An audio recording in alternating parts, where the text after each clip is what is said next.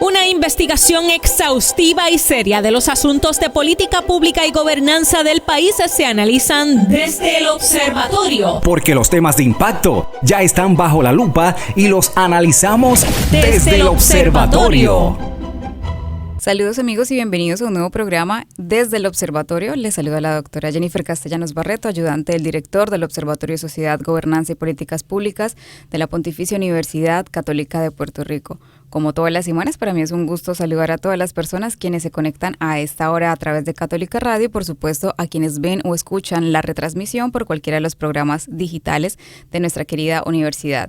Como es de costumbre, nos acompaña nuestro coanfitrión y director del observatorio, el doctor Hernán Vera Rodríguez. Bienvenido, doctor, a un nuevo programa. Saludos, doctora Castellano, saludos a nuestra invitada, doctora Ángela Velázquez. Un placer estar por aquí nuevamente con ustedes. Muchas gracias, doctor. Pues nuevamente saludamos a la doctora Ángela Velázquez, quien ya nos ha acompañado en el programa en otras ocasiones, pero hoy tenemos nuevamente la oportunidad de tener en el programa para compartir un tema muy interesante que quizás en otros escenarios los hemos compartido. Así que bienvenida, doctora. Saludos, doctora Castellano, saludos, doctor Vera, y saludos a toda la audiencia. Muchas gracias, doctora. Doctor, pues cuéntenos de qué estaremos hablando el día de hoy. Mira, hoy vamos a estar presentando una síntesis de lo que fuera nuestra participación de nosotros tres en un conversatorio que tuviéramos sobre la precariedad laboral en Puerto Rico ante el Comité de Organizaciones Psicológicamente Saludables de la Asociación de Psicólogos de Puerto Rico, la Asociación de Psicología de Puerto Rico. Así que es un tema que desde hace tiempo es muy cercano a nosotros porque se recordará a la audiencia, ¿verdad?, que nosotros en el observatorio hemos financiado y hemos llevado a cabo 2 investigaciones sobre este tema, ¿verdad?, un tema de la precariedad laboral, que interesantemente el tema no empezó por precariedad laboral. Nosotros en el observatorio hicimos una investigación sobre los trabajadores en el 2020, acompañados por la doctora Castellanos, la doctora Ángela Velázquez, el doctor Roberto González Valle y el doctor Ernesto Rosario, en el que queríamos someter a prueba el postulado, vamos a decir, de los objetivos de desarrollo sostenible, que nos habla de que en el 2030 en el mundo debe existir el trabajo decente. Y nosotros salimos a buscar con una serie de cuestionarios, ¿verdad?, si en Puerto Rico existía el trabajo decente. Como que lo que encontramos fue lo contrario, pues tuvimos que buscarle un nombre.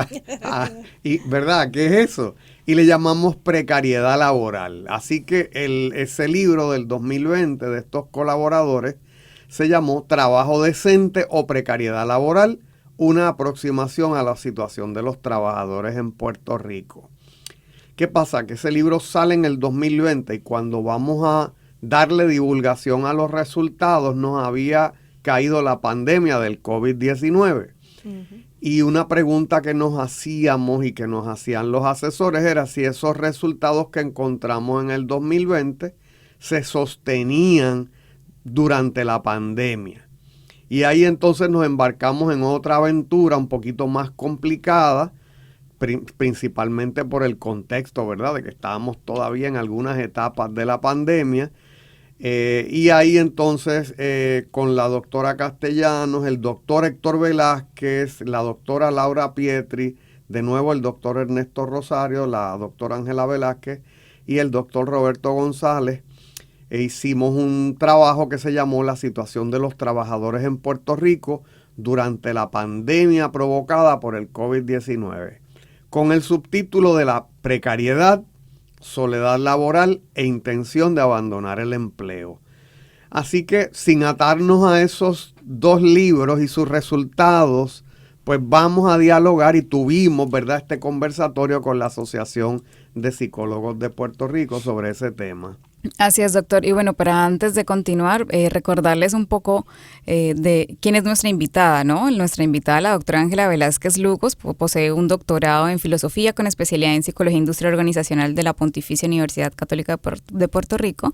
Actualmente es catedrática del Colegio de Ciencias de la Conducta y Asuntos de la Comunidad para la Facultad de Psicología en el programa graduado de Psicología Industrial Organizacional de la Pontificia Universidad Católica de Puerto Rico. Dentro de sus líneas de investigación en las que trabaja con son diversidad generacional en el trabajo, el talento millennial, la mujer en el trabajo, factores psicosociales de los trabajadores y el uso de las redes sociales en el ambiente laboral. Se ha destacado además como exponente en diversos congresos en y fuera de Puerto Rico. Ella también en su práctica privada ha trabajado como consultora en programas de selección y evaluación de personal, diseño y desarrollo de adiestramientos y es miembro activo de la Asociación de Psicólogos de Puerto Rico y la Asociación Americana de Psicólogos Industriales Organizacionales, participando activamente de sus convenciones y congresos. Nuevamente bienvenida. Y bueno, para comenzar, ya una vez la introducción del doctor, ¿qué tal si le parece si la doctora nos comienza explicando quizás y contextualizando qué es eso de la precariedad laboral? Primero que nada, gracias nuevamente por la invitación. Siempre es un placer compartir estos espacios con ustedes. Bueno, podemos definir la precariedad laboral como esas condiciones de trabajo, podríamos llamarlas inestables, condiciones de trabajo inseguras y en cierta forma que no son satisfactorias para los empleados, que pueden incluir primordialmente bajos salarios y condiciones, ¿verdad?, de falta de seguridad o de un ambiente laboral que no es apto. También carencias de beneficios marginales, lo que nosotros llamamos beneficios marginales, oportunidades de ascenso, y donde el trabajador realmente no encuentra ese balance entre su trabajo y sus aspectos personales, familia. Eso es lo que pudiéramos llamar, ¿verdad?, como precariedad laboral. Así es. Mencionas algunos factores, doctora, relacionados específicamente tanto en la literatura como quizás en las investigaciones. Existen algunos factores. ¿Quisieras comentarnos algunos de esos factores quizás más puntuales, más visibles, por decirlo así? Bueno, factores en términos de qué es lo que promueve o lo que lleva a la precariedad laboral. Pues ciertamente, pues políticas laborales, ¿verdad?, actuales o lo que llamamos la legislación laboral. Sabemos que en términos de las legislaciones laborales, pues ciertamente los salarios tienen mucho que ver ahí. Y es interesante porque en Puerto Rico, por ejemplo, las personas están con salarios bajos. En el estudio, si recuerdan, cuando hicimos la investigación, la mayoría de las personas que participaron promediaban $2,000 mensuales aproximadamente en términos, después que le sacan lo que nosotros decimos, ¿verdad? Sí, el neto. Y cuando nosotros hemos hecho el ejercicio de si eso da para vivir, realmente pues no da para vivir, ¿verdad? Estamos hablando de todos los gastos. Así que las legislaciones laborales apuntan muchísimo a las condiciones de precariedad laboral en el sentido de los salarios. Y ciertamente las políticas organizacionales, estilos de liderazgo no adecuados, pues también fomentan o pueden llevar a que el trabajador se sienta, ¿verdad?, inseguro o que no tenga esos beneficios. Doctor. Pues, ¿hablamos sobre el contexto histórico entonces o seguimos? Pues fíjate, hablando de lo que me señala la doctora, vamos a buscarle quizás un contexto en las políticas públicas de Puerto Rico, ¿verdad? ¿Cómo llegamos aquí, a esta precariedad laboral? El primer elemento, la primera variable que señalo ahí son los salarios bajos, señalamos lo de los salarios bajos. Uh-huh. Y eso viene desde el programa de industrialización de Puerto Rico. Como parte del programa de industrialización de Puerto Rico, pues una de las ventajas competitivas que el país le presenta al mundo es que aquí se pagaban salarios bajos.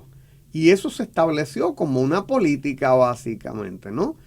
La idea quizás era que podíamos atraer la inversión extranjera teniendo estos salarios bajos y otras cosas, ¿verdad?, como incentivos industriales y otra serie de elementos. Y la política pública en Puerto Rico siempre ha sido tratar de alcanzar el salario mínimo federal. Y fíjense que todavía hoy día en Puerto Rico eso es un issue. Aquí hubo una reforma salarial que se supone que ahora en junio le aumentara el salario mínimo a todos los trabajadores a $10.50 la hora. Y cómo se habla del retraso, de que se va a retrasar la implantación de esa política porque la economía no lo aguanta. Exactamente. ¿Verdad? Así que, y entonces fíjate que una investigación con la Universidad de Oxford del doctor Edwin Irizarry Mora apunta a que el salario promedio en Puerto Rico, cuando sumas y divides todas las industrias, es el 50% del salario en los Estados Unidos. Wow. ¿Qué otra cosa aportó a esa precariedad laboral? Todas estas políticas que se instauraron desde los 1980 para acá, del downsizing, de las reducciones de tamaño de las empresas que redundaban en una reducción de personal. Así que redujimos el tamaño de las empresas y desplazamos un sinnúmero de trabajadores en ese proceso. Fíjate que la visión es que el recurso humano era un costo. Sí, y quiero añadir un elemento porque eso trae como consecuencia y aporta a la precariedad laboral. Y lo hemos comentado anteriormente. Vamos a suponer, en esa época, en los 80, un trabajador tenía ciertas tareas. Cuando vienen todas estas políticas de reducción de personal, hoy en el 2024, un trabajador está haciendo la labor de 3 personas. Claro, o sea que lo que hacían 3 empleados en el 80, hoy día un trabajador lo hace. Así que eso añade condiciones de trabajo precarias, ¿verdad? Porque entonces la carga laboral, las demandas laborales en este momento histórico, por todas estas consecuencias del downsizing, ¿verdad? Pues lleva a la persona a estar cargada. Y el burnout ahora está otra vez, ¿verdad? De moda. Otro elemento, ¿verdad? Pasando rápidamente, son las políticas neoliberales. Aquí, por ejemplo, vivimos la reforma laboral del 2017, que en el 22 se trató de revertir, o se revirtió, pero que la juez Taylor Swain dejó sin efecto. Así que el Estado de Derecho en Puerto Rico es el de la reforma del 2017, que se basó en la eliminación o reducción de derechos laborales. Para que recordemos, los periodos probatorios se hicieron más largos, se cortaron días de fiesta, se cambió la forma en que acumulábamos licencia por enfermedad, licencia de vacaciones, bono de Navidad. Así que todo eso aportó, ¿verdad? Que todas esas prestaciones, porque ya el salario es bajo, pero si teníamos otras prestaciones, pues uno balanceaba la ecuación. Pues también muchas de esas prestaciones se perdieron a partir de esa legislación. Y hablando de legislación, pues el último punto es que cuando uno toma cursos de legislación laboral, dicen que la legislación laboral es un péndulo, va, y a veces está del lado de los obreros y a veces está del lado del patrono. Hoy día la legislación laboral en Puerto Rico y en Estados Unidos está del lado del patrono. De hecho, aquí se cambió la ley de despido injustificado para que tengamos idea. Y antes, si a uno lo sacaban de un trabajo y uno decía que el despido fue injustificado, el peso de la prueba, quien tenía que probar que el despido fue justificado, era el patrono. Ahora la ley no dice nada. Así que básicamente yo tengo que probar que el patrono me votó por mala fe.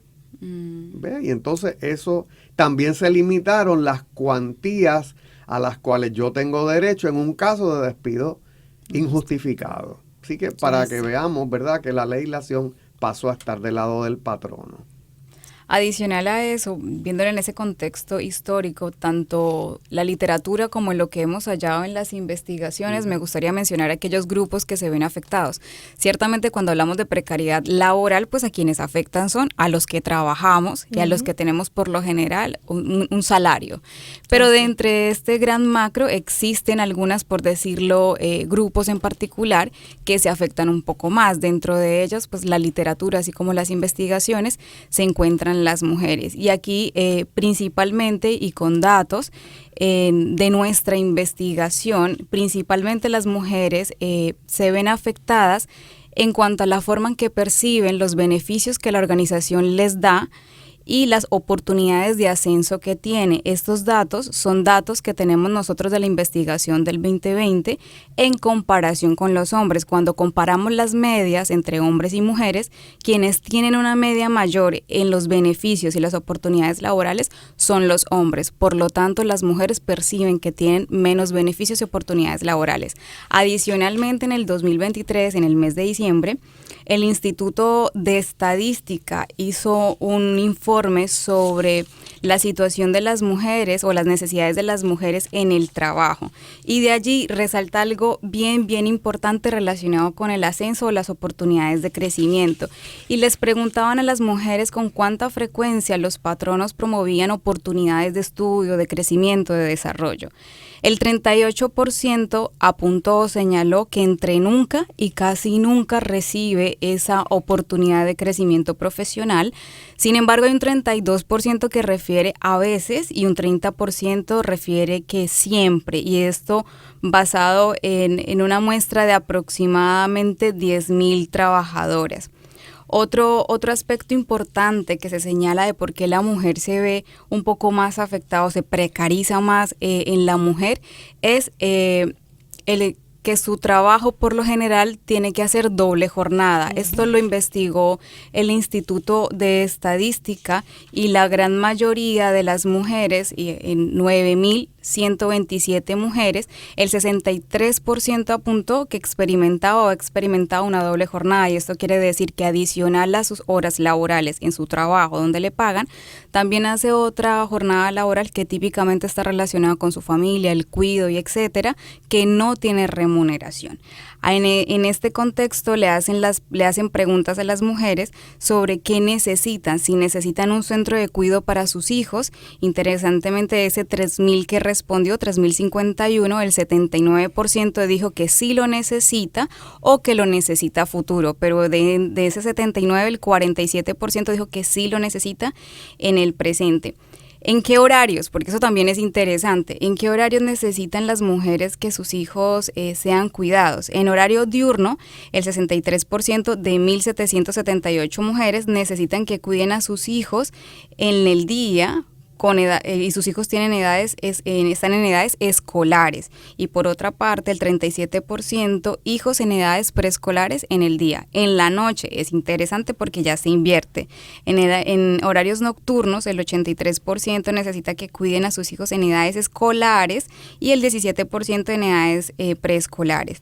Y asimismo preguntaron que el cuidado para alguno de sus hijos con alguna diversidad funcional, el 67% dijo que sus hijos estaban en etapa escolar y el 33% en preescolar. Así que esas necesidades son las que también precarizan, por ejemplo, el trabajo en las mujeres.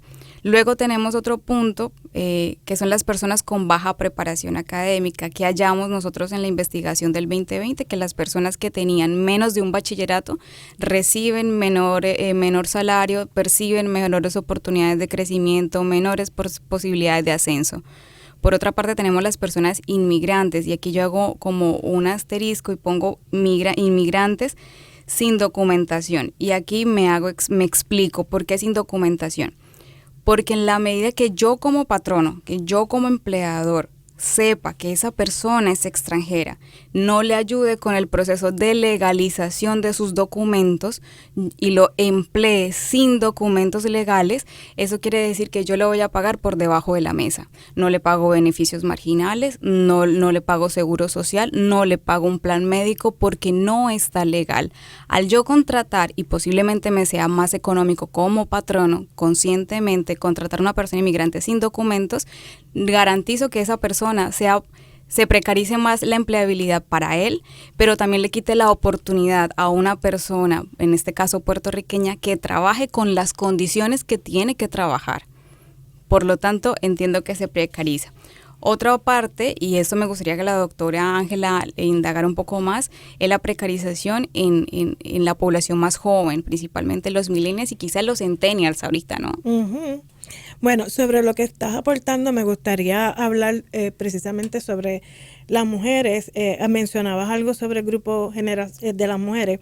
Es importante también añadir a lo que planteas que la investigación sobre balance y familia apoyan lo que estás trayendo, porque la mayoría de las investigaciones dicen que la persona o el grupo poblacional que tiene esa precariedad en su balance trabajo-familia son las mujeres. No se ha encontrado que los varones, ¿verdad?, se quejen de que no encuentran un balance entre la vida laboral y el trabajo. En términos de los millennials y los Z, pues es interesante porque mucha investigación ha aportado información de que ellos carecen de trabajo a tiempo completo. Si nosotros hiciéramos ahora mismo una investigación, de hecho hay investigaciones sobre los millennials, la mayoría de ellos están trabajando en diferentes trabajos a tiempo parcial. Es decir, ellos están haciendo un full time, ¿verdad? Su sueldo a tiempo completo, teniendo más de un trabajo y obviamente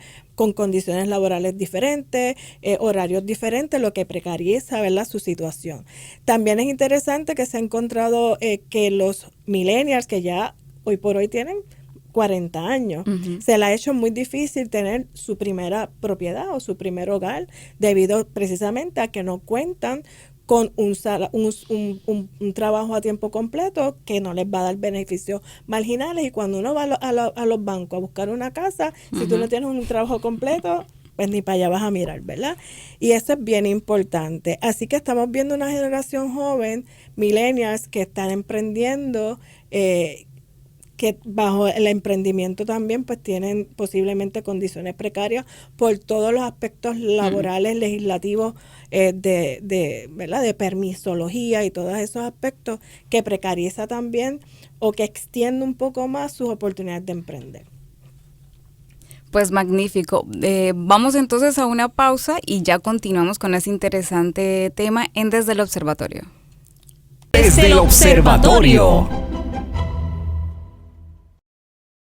Amigos, estamos de vuelta en Desde el Observatorio, hoy dialogando con la doctora Ángela Velázquez y el doctor Hernán Vera sobre la precariedad laboral en Puerto Rico, presentando información sobre la que dimos en un conversatorio que presentamos para el Comité de Organizaciones Psicológicamente Saludables de la APPR. Doctor, en el segmento anterior quedamos mencionando algunos grupos poblacionales, algunos grupos en particular que se ven afectados. ¿Le gustaría continuar con este tema? Sí, antes de pasar a la parte que tocaría, que es la de adultos mayores y retirados, quiero hacer una breve anotación a lo que mencionaba Ángela Velázquez con respecto a los jóvenes y millennials. Y traías un punto bien interesante, que es este elemento de que los jóvenes tienen que tener 2 y 3 trabajos. Y fíjate que eso también tiene que ver con esas políticas neoliberales y empresariales que se desarrollaron desde los 80s y 90s, que es esa tendencia a, si tengo posibilidad de un empleo completo, pues no lo doy. Lo que hago es que rompo ese trabajo en 3 part-times o 2 part-times y no le doy beneficios a los empleados. Y fíjate que se acumula entonces una serie de personas que están precarizadas por diseño. Eso es así. Porque las organizaciones se negaron a dar trabajo a tiempo completo. Claro, no nos quejemos hoy día cuando las organizaciones ponen convocatorias de empleo y la gente no las quiera contestar. Tema que podemos hablar un poquito más adelante. Sí. El otro tema de los grupos afectados son los adultos mayores y los retirados. Vamos a hablar primero de los adultos mayores. En un estudio que yo realicé como en 2017, pues encontré, y los datos no es que los fui a buscar profundamente, surgen del Buró del Censo de los Estados Unidos, que un gran por ciento de los adultos mayores en Puerto Rico viven en una situación de estrechez económica, ¿verdad? Y fíjate que es que eso viene de la política de salarios bajos que mencionamos al principio. O sea, yo por muchos años en mi vida tuve salarios bajos. ¿Y qué pasa? Que quizás acumulamos una serie de deudas, la casa, la educación de los hijos, gastos médicos, y tenemos entonces en Puerto Rico un segmento grande de los adultos mayores que no se ha podido retirar. y no se ha podido retirar porque ya está en una situación de estrechez económica y dice, si yo me retiro, a mí me va a tocar el 60, el 50, el 40% de lo que me gano ahora, porque las pensiones las recortaron, ¿no? Entonces, hay gente que los cambiaron a un sistema 401k. Exactamente. Y entonces tú dices, que eso es algo que en Puerto Rico no se ha estudiado. Cambiamos unos sistemas de retiro, de jubilación, ¿verdad? Lo que le llamamos de beneficios definidos, donde tú tenías X cantidad mensual que te llegaba, llueva, truena o relampaguea a tu casa. Ahora no, ahora vas a tener un tipo de retiro basado, es un plan de ahorro, donde tú pones un dinero y el patrono aporta otra cantidad. Y en el mejor de los casos, cuando tú te retiras, tienes 300,000 pesos allí. La pregunta es, ¿para cuántos años te dan a vivir 300,000 pesos al son de gastos que tú llevas hoy? No, y que muchas personas, mientras están trabajando, no pueden sacar ese dinero para ese fondo y mucho menos para ahorrar. Así que eso no es para todo el mundo. Y de hecho han habido casos de empresas que han, ¿verdad? Se han ido a la quiebra o que han cambiado. Se llevaron el plan y de se llevaron el completo. plan y la persona se quedó sin nada. Claro. Entonces esos son los adultos mayores. Tenemos un gran segmento de personas ya entradas en edad. Hay un segmento que está como pillado porque el Seguro Social lo movieron plenamente a los 67 años. Entonces tiene gente que tiene 30 años de servicio, tiene la edad para retirarse y no se puede retirar porque todavía no entra el Seguro Social a cubrirle y porque no le da, ¿verdad?, esa porción del plan de retiro que les cubriría. Y con todo y eso, aun cuando se retire con el Seguro Social, lo que va a recibir con la inflación y con los costos de vida, no da. Claro, y entonces ahí lo estamos ya hablando de los retirados y de los jubilados, ¿verdad? Nosotros en el 2023 hicimos una investigación, la sacamos el verano pasado precisamente, donde encontramos un gran segmento de las personas retiradas que vivían en precariedad económica, ¿verdad? Pero es una precariedad económica en el retiro que viene de una precariedad laboral. Exactamente. La acumulación de esa precariedad laboral y de esos salarios bajos y de las contingencias que la vida trae, te traen una vida de limitaciones al momento del retiro. Y se complica porque sabemos que muchas de las personas adultos mayores pues también tienen sus condiciones de salud y véngase todos los gastos adicionales, ¿verdad?, para mantener y sostener su salud. Así que es una situación para los adultos mayores y retirados muy precaria. Claro. Hablando de esos factores y del salario principalmente, como uno de los factores principales que hacen la situación laboral más precaria, hicimos un estudio en el 2020, el que el doctor ya mencionó, en el que encuestamos a 532 participantes, en donde la mayoría fueron mujeres con el 57% y el 42% hombres. De allí que resaltamos del salario. En ese entonces encontramos que el 35.6% vivía con un salario después de deducciones, es decir, con lo que tú ya puedes pagar tus necesidades básicas, entre 1,000 y 1,999, pero de cero, digamos desde 0 a 1999, existe un 69.5% que vivía con ese salario. Adicionalmente, añado que según la encuesta de la comunidad del 2020, el promedio anual que tiene una familia en Puerto Rico es de $24,112. Una situación que contextualiza lo que estamos hablando con datos de la precariedad. Y en este entonces, estos resultados que de la percepción de los trabajadores sobre su situación en el 2020, eso estamos hablando antes de la pandemia, hallamos de manera general, y lo voy a ejemplificar así para que las personas me puedan entender, nosotros encuestamos con unas encuestas básicamente, y las personas podían responder de 1 a 6, siendo 1 totalmente en desacuerdo y siendo 6 totalmente de acuerdo. Pero dividimos, para poder ejemplificar los datos, de 1 a 3, las personas que estaban en desacuerdo, y de 4 a 6 las personas que estaban de acuerdo. Por lo tanto, encontramos en ese rango de las personas que estaban de acuerdo, que básicamente el ambiente laboral en sus organizaciones estaba bastante adecuado en cuestiones de iluminación, ergonomía, ventilación, condiciones generales del trabajo. También encontramos que en este rango más aproximado, pues los beneficios marginales en las organizaciones son buenos, son los mínimos, son los que a nivel legal se les ofrecen a los trabajadores, pero no son bondadosos, no son acorde a las necesidades de los trabajadores. Y en el otro extremo, por decirlo así, en desacuerdo, encontramos que uno de los principales es el salario. El salario que devenga es precario, la situación socioeconómica también es precaria y complicada, es decir, que no tienes posibilidades de tiempo para pagar actividades de ocio, de recreación, incluso poder salir del país, un viajecito con tu familia.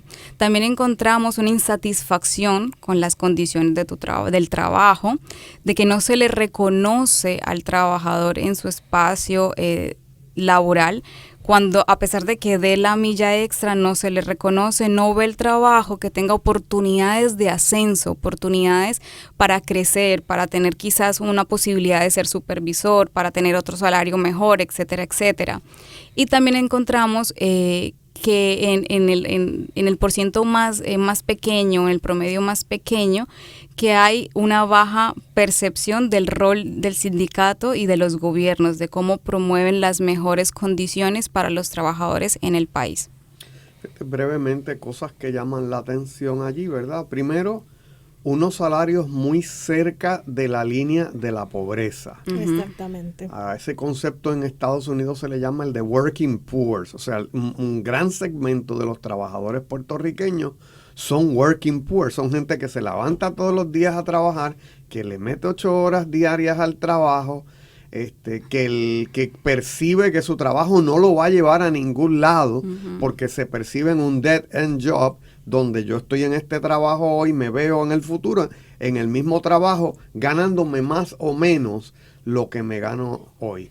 Y desde una perspectiva de las organizaciones psicológicamente saludables y del trabajo decente, pues eso es terrible. Claro, porque básicamente estamos trabajando en un lugar donde el salario me da apenas para cubrir mis necesidades básicas y en ocasiones se van en rojo utilizando las tarjetas de crédito, claro. En un trabajo donde no tengo oportunidad de crecer como tú dices, así que se afecta mi satisfacción, se afecta mi motivación, se afecta mi compromiso, se afecta mi bienestar, mi salud emocional, porque es tu autoestima, porque realmente estoy como, las personas se sienten dando vuelta en el mismo espacio sin esa oportunidad de crecer, sin esa oportunidad de servir, ganando unos salarios mínimos, y estoy aquí como que de aquí no puedo salir porque tampoco conseguimos trabajo a tiempo completo.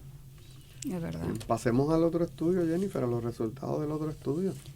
Vale, en el otro estudio luego durante la pandemia, realizamos un estudio bien interesante donde recolectamos la muestra entre finales del 2020 y principios hasta octubre del 2021, y allí tuvimos la oportunidad de que participaron 952 personas, dentro de ellos también pues el 69% fueron mujeres y el 30% pues hombres. La mayoría de estas personas, y aquí hago el paréntesis, en ambas investigaciones trabajan en sectores privados, principalmente privados. En relación al salario, interesantemente volvimos a hallar consistencia del porciento, es decir, el 35.9% volvió a estar entre $1,000 y $2,000 que le quedan para cubrir sus gastos en el mes. Y estamos hablando de que esos gastos, digamos, los reportaron esas personas individuales. Aquí no entramos en detalles si era madre soltera, padre soltero, si teníamos dependientes, etcétera, etcétera, para cubrir esas necesidades. De manera general, los resultados que mostraron, pues una precariedad a nivel salarial.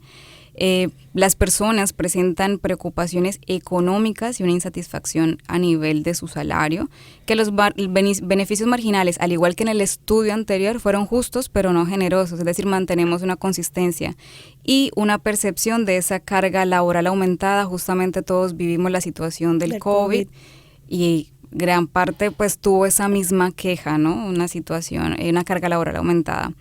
En la parte del bienestar laboral encontramos que las personas, a través de sus verbalizaciones, una percepción de sentirse abandonados por parte de sus líderes, es decir, los dejaron en plena pandemia solitos, trabajando solos, y aquellos que estaban en modalidad remota lo refirieron con más frecuencia. Pero es interesante ver que el apoyo principal en las personas que estaban en modalidad tanto remota como híbrida venía de parte de sus compañeros y no propiamente de sus supervisores o líderes. Y en este sentido, pues como una percepción de objetivación laboral, decir solamente soy bueno o solamente me ven para que cumpla con lo que tengo que hacer, pero no propiamente están pendientes de mis necesidades. Por supuesto, en lo que hablamos de las mujeres, la necesidad de ese respiro parental, de esa necesidad de poder dividir, de poder equilibrar mi trabajo en la casa con mi trabajo, mis labores como profesional, como trabajadora. Poco reconocimiento consistente con lo que encontramos en el 2020 y en esta parte encontramos intención de abandonar el empleo. En esta oportunidad pues nosotros dividimos la muestra de quienes estaban trabajando presencialmente y quienes estaban en modalidad remota o híbrida y hallamos que el 60% de las personas que estaban en modalidad de trabajo presencial tuvieron intención de abandonar el empleo y por otra parte entre el 42 y el 49% en modalidad remota e híbrida tuvieron la intención de abandonar el empleo. Fíjense, compañeras, que cuando nosotros sacamos este segundo estudio, nosotros sin querer vinculamos nuestros resultados a un tema que estaba bien de moda en la prensa, que era el tema de la gran renuncia. Y lo hablamos en un programa aquí. Entonces, pues es que no es de extrañar que las personas durante la pandemia en sus casas, quizás encerrados mientras se protegían, y viendo este panorama donde el patrono no se hace mucho cargo de ellos, los abandona, se sienten objetivados, el salario es malo, el salario en Puerto Rico, yo tenía un profesor de Derecho Laboral que decía que en Puerto Rico pareciera que el salario mínimo es el máximo. Exacto. ¿Verdad? Porque si dice el salario mínimo es $10.50 a la hora y usted tiene un trabajador por hora, pues ¿cuánto le va a pagar? $10.50. Ahora, ya que está la gran renuncia y la gente no quiere volver a trabajar, pues tenemos 11 pesos la hora o tenemos 12 pesos la hora. Pero ya es un poco tarde, ¿no? Ya mucha gente ha cambiado la mentalidad. En el 2022, 4.2 millones de personas en Estados Unidos abandonaron su trabajo, pero eso no es lo interesante. Esa tendencia se mantiene según el Bureau of Labor Statistics hasta febrero y marzo de este año. O sea, todavía en febrero y en marzo de este año había cerca de un 2.3% de la fuerza laboral que dijeron me voy. Y de este grupo poblacional, como bien mencionó la doctora Castellano, las mujeres, precisamente en la pandemia que ocurrió con los niños, cerraron las escuelas, así que esa carga laboral en las mujeres aumentó y son de este grupo que se considera como parte de la gran renuncia. Y también se vincula a otro tema, ¿verdad? El tema, si yo estoy en un trabajo que paga poco, estoy en 3 trabajos, los beneficios marginales son los mínimos porque tú no me tienes plan de retiro, tú no me tienes plan médico en muchas ocasiones, pues está la llamada renuncia silenciosa. Mira, yo voy a estar aquí, yo voy a dar lo mínimo posible, yo no esperes niveles heroicos de trabajo de mi parte, pues porque si usted como patrono no piensa en mí, yo no voy a pensar en usted. Yo me voy aquí muy a corto plazo. Sí, y las necesidades son diferentes. Por ejemplo, puede ser que en cierta organización uno de los beneficios para ti sea el plan médico, pero mi necesidad no es el plan médico porque yo puedo sacar de mi salario, qué sé yo, $150, $300 y pagar mi plan médico. Mi necesidad es tener horarios flexibles porque tengo hijos o porque tengo alguien que cuidar. O mi necesidad es que incluso que es una en los jóvenes, en los estudios de los jóvenes, tener vacaciones más de 15 días al año y que los horarios sean flexibles. Y esa es mi necesidad y me dices, te doy esos beneficios, pero el plan médico lo pagas tú, hay gente que va a decir, yo lo tomo, porque esa es mi necesidad. Sí, y con lo que está hablando el doctor Vera, o sea, como mencionábamos ahorita, en este momento histórico tenemos un trabajador haciendo el trabajo de 3 empleados en los 80, más con bajos beneficios marginales, con salario bajo. Entonces, los que estamos trabajando experimentamos cómo vemos compañeros de brazos caídos. O sea, un trabajador que no da la milla extra, un trabajador que no quiere aportar, y no porque no tenga la capacidad, es que simplemente, como dice el doctor Vera, ¿para qué? ¿Para qué? O sea, si ya estoy en precariedad, no voy a, ¿verdad?, a sentir peor, o voy a estar haciendo cosas porque no me lo van a reconocer, no me lo van a remunerar. Así que las situaciones laborales o ese ambiente laboral pues se pone un poquito más tenso, sobre todo en las organizaciones donde necesitamos trabajar en equipo. Necesitamos trabajar en equipo y tenemos compañeros pues que simplemente pues no van a dar la milla extra. Doctora, me gustaría que para ir como cerrando nos contaras como otros factores quizás que afectan o qué efectos puede tener la precariedad laboral. Pues como mencioné con el ejemplo que estoy dando, pues la desmotivación laboral. Así que esa falta de motivación, la insatisfacción lleva a no motivarme. Lo que estábamos hablando, estar de brazos caídos. Y como mencionaste, y hemos mencionado la gran renuncia, así que hoy día las organizaciones están experimentando unos altos niveles de rotación.